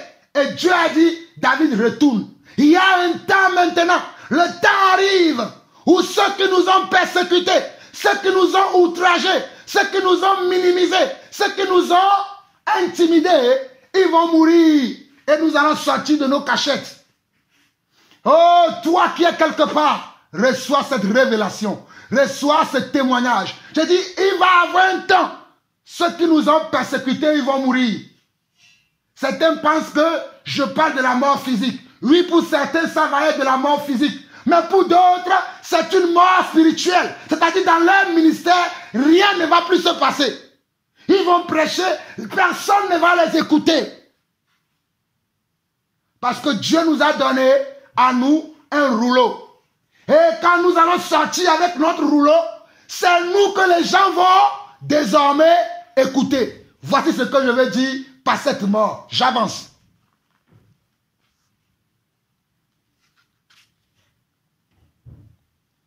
Verset 6. Comme il revenait lors du retour de David, après qu'il eut tué le Philistin, les femmes sortirent de toutes les villes d'Israël au devant du roi Saül, en chantant et en dansant au son des tabourins et des triangles et en poussant des cris de joie. Les femmes qui chantaient se répondaient les unes aux autres et disaient, Saül a frappé 7000 et David 10 000. Mes chers frères et sœurs, suivez-moi. C'est très important ce que je suis en train de vous dire. Verset 8. Saül fut irrité et cela lui déplut. Il dit, on en donne 10 000 à David et c'est à moi que l'on donne les 1000. Mais est-ce que cela est faux? That is the question. Est-ce que cela est faux? Les gens parlent de ce qu'ils voient. Oh, Sharabakarabaounda. Les gens parlent de ce qu'ils voient. J'ai l'habitude de dire à mon épouse et à mes enfants qu'on ne peut jamais danser et s'apprécier à la fois. Ce sont les spectateurs qui apprécient. Saül veut danser lui-même et s'apprécier lui-même. David a dansé, il n'a pas demandé une appréciation. Mais sa danse était tellement différente que les gens ont parlé de ce qu'ils ont vu. Mais Saül fut irrité dans son cœur. La jalousie a commencé. Souvenez-vous, dans le premier message sur l'amour, nous avons lu dans Genèse chapitre 4. Et je vous ai interprété le sacrifice de Caïn et le sacrifice d'Abel. Tous les deux, ils ont fait un sacrifice. Mais Dieu a porté un regard favorable. Oh, je dis bien, mais Dieu a porté un regard favorable sur le sacrifice de qui? Sur le sacrifice d'Abel. Et cela a déplu à Caïn. Et Caïn a commencé à avoir les mêmes attitudes que Saül. Et Dieu est venu parler à Caïn, il lui a dit, le péché te couche à ta porte. Mais toi, domine sur lui. Mais Caïn n'a pas dominé. Caïn n'a pas dominé sur le péché. Nous avançons. Verset 10. Le lendemain, le mauvais esprit venant... Bon, je vais recommencer à partir du verset 8. Saül fut très irrité et cela lui déplut. Il dit, on en donne 10 000 à David et c'est à moi que l'on donne les 1000. Il ne lui manque plus que la royauté. Vous voyez? Il ne lui manque plus que la royauté. Parce que l'orgueil, la jalousie, l'envie va faire qu'il va dire, bon, il veut prendre ma place. Et c'est ainsi que dans beaucoup d'assemblées, il y a des véritables serviteurs et des véritables enfants de Dieu qui sont là. Au lieu que vous les écoutez, parce que vous avez peur qu'ils prennent vos places. Parce que vous avez peur qu'ils prennent votre ministère. Et vous n'écoutez pas cela. Et votre ministère est en train de se détruire. Vos assemblées sont en train de se vider.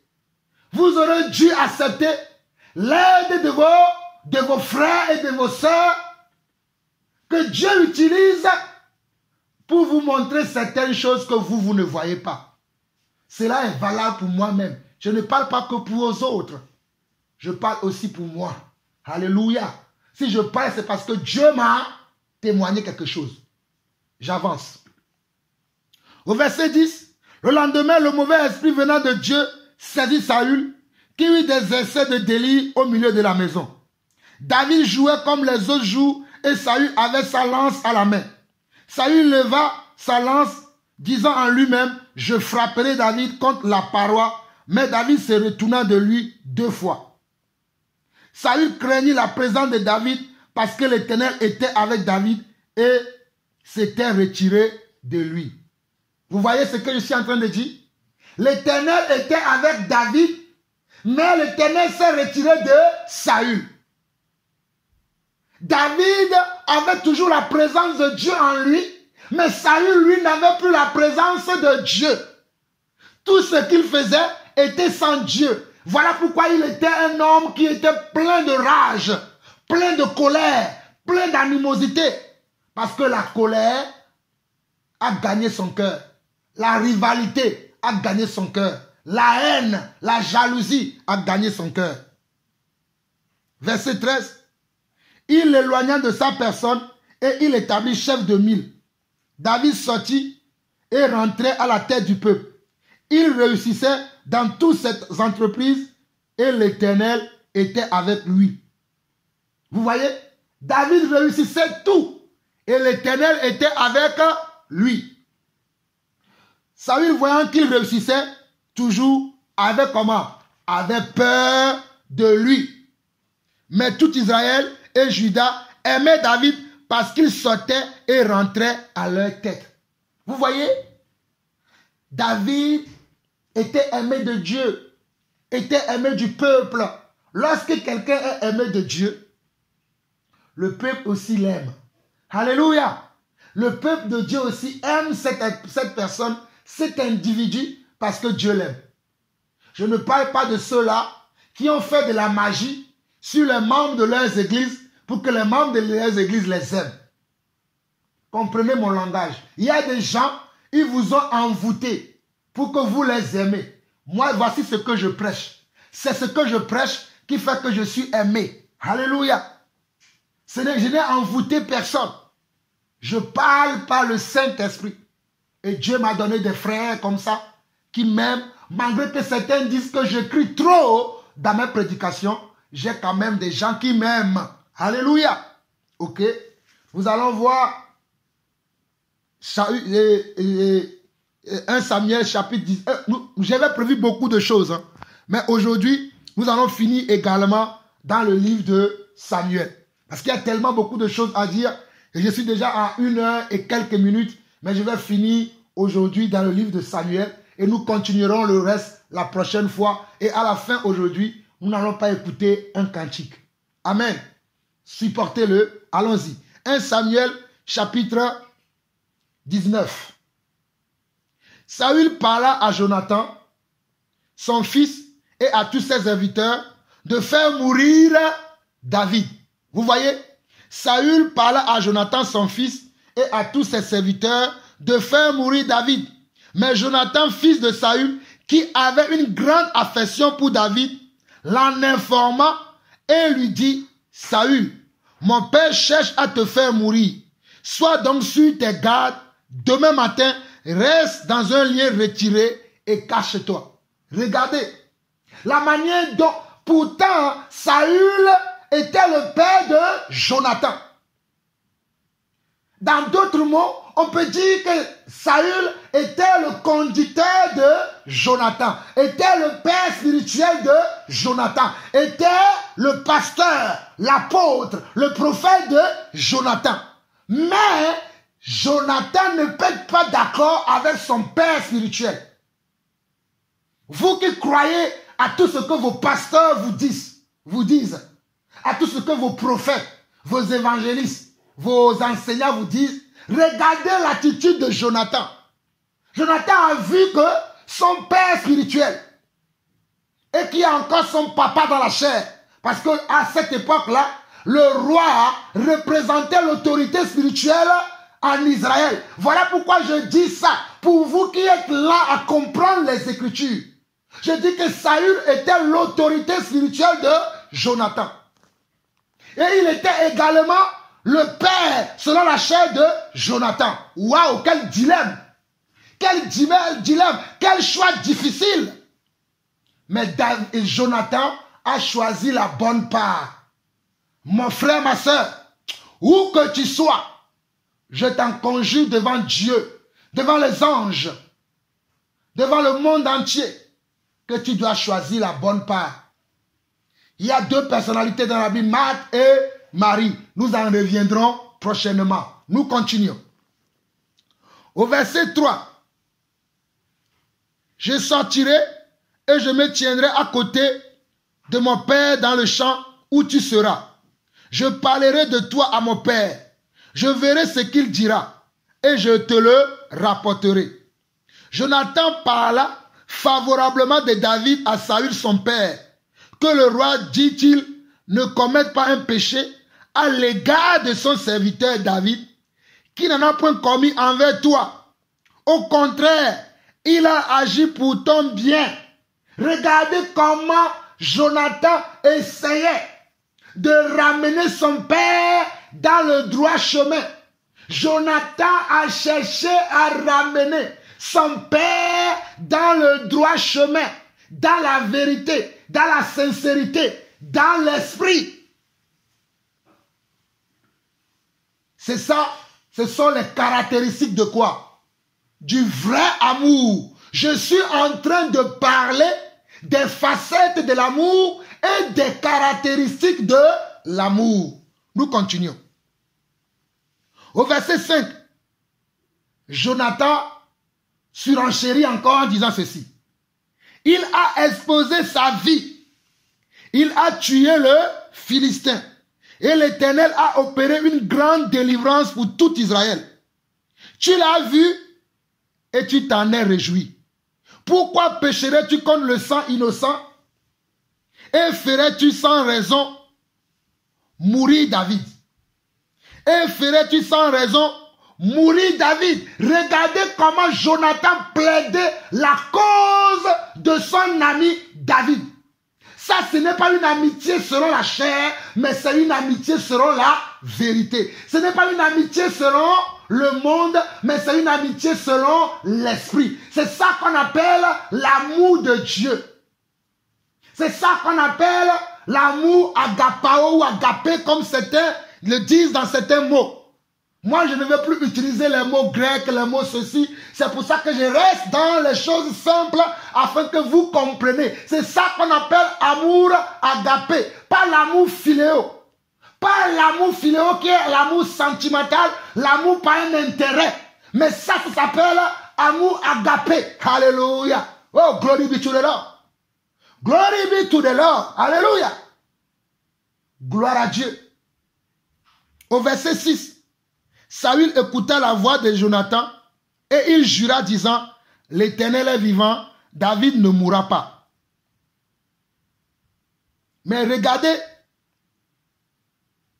dans le verset 9 et le verset 10, c'est ce que Saül a dit. Hein. Nous allons voir d'autres passages, vous allez voir que Saül va changer. Parce que comme il a déjà l'amertume, la haine et la colère dans son cœur, il a fait semblant devant son fils. Mais le mal qu'il projette dans son cœur là, il va toujours l'exécuter. Voilà pourquoi toi mon frère, sois prudent dans le ministère. Toi ma soeur, sois prudente dans l'église. Toi mon frère, toi ma soeur, toi papa, toi maman, où que tu sois, sois prudent. Tout ce qui brille n'est pas de l'or. Attention, warning. Pim-pam, pim-pam, pim-pam, pim-pam. La mort te guette. Les gens te veulent du mal. Mais Dieu te parle par la bouche de son serviteur que je suis. Au verset 7, Jonathan appela David et lui rapporta toutes ses paroles. Puis il l'amena auprès de Saül. Et David fut à son service comme auparavant. La guerre continuait. David marcha contre les Philistins et se battit avec eux. Il leur fit éprouver une grande défaite et il s'enfuit devant lui. Alors, le mauvais esprit venant de l'Éternel fut sur Saül qui était assis dans sa maison sans lance à la main. David jouait Esaü voulut le frapper. Celui qui avait dit à son fils, regardez, celui qui avait dit à son fils Jonathan, je ne veux rien lui faire. Mais comme le diable a déjà gagné son cœur, David était là jouant encore ses cantiques. Comme quand je suis là des fois, je joue mes cantiques. Quand je prêche, je chante. Et les gens vont dire, il a une voix concassée, il a une voix tomatée, il a une voix chocolatée. C'est pour vous que je chante. Je chante pour mon Dieu. Et voilà, verset 10. David jouait. On va s'arrêter ici aujourd'hui. J'ai encore prévu beaucoup de choses à vous révéler dans le livre de Samuel. Mais comme l'enseignement tire vers 2 heures et que vous n'avez pas de l'endurance comme moi, je vais arrêter ici au verset 10. Nous continuerons prochainement. Et si vous pouvez vous-même méditer ce livre, ça va beaucoup vous aider. David jouait et Saül voulut frapper avec sa lance contre la paroi. Mais David se retourna de lui et Saül frappa de sa lance la paroi. David prit la fuite et s'échappa pendant la nuit. Nous nous arrêtons là. Mes chers frères et sœurs, vous avez vu que je vous ai montré au verset 6, au verset plutôt 6, Saül écouta la voix de Jonathan et il jura disant, l'Éternel est vivant, David ne mourra pas. Mais pourquoi il va lancer une lance à la direction dans laquelle se trouve David, si ce n'est de le tuer? Mais gloire soit rendue à l'Éternel qui a toujours protégé David. Nous allons nous arrêter là aujourd'hui. Que le Seigneur vous bénisse. Nous vous aimons de l'amour du Seigneur et nous vous faisons un saint baiser. Éternel, mon Dieu, mon roi, mon Seigneur, voici je suis arrivé à la 3e partie de cet enseignement qui est l'amour et les facettes, les caractéristiques de l'amour que tu m'as enseigné selon ton plan et selon ta volonté. Éternel, voici ce que je présente à ton église.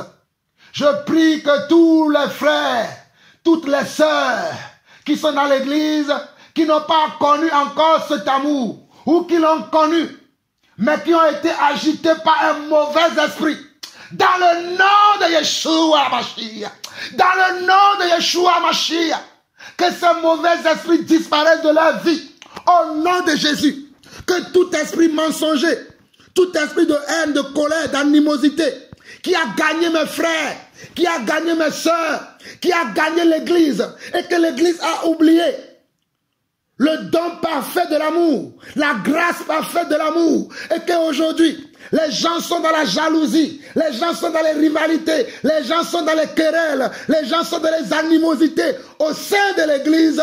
Papa, je viens contre tous ces esprits, et au nom de Jésus, je vous abats, je vous abats, je vous abats, je vous abats partout où vous êtes, et je déclare que l'amour de Dieu, l'amour véritable, l'amour véritable, l'amour véritable de Dieu, qui croit tout, qui supporte tout, qui espère tout, qui ne supporte aucune injustice, est restauré maintenant dans nos cœurs et dans l'église, au nom de Yeshua HaMashiach. Au nom de Yeshua HaMashiach. Sois béni, Seigneur Dieu. Merci pour ce moment que nous avons partagé avec toi. Reçois l'honneur et la gloire pour les siècles des siècles. Au nom de Jésus-Christ, nous avons ainsi prié. Amen. Shalom, shalom et shalom.